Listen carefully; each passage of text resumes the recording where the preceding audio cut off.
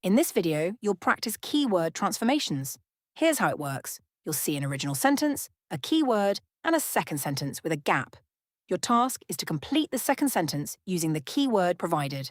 You must not change the keyword, and the second sentence must have the same meaning as the first one. Let's look at an example.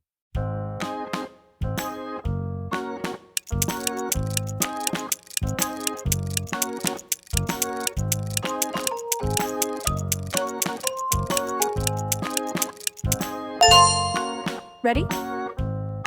Let's start.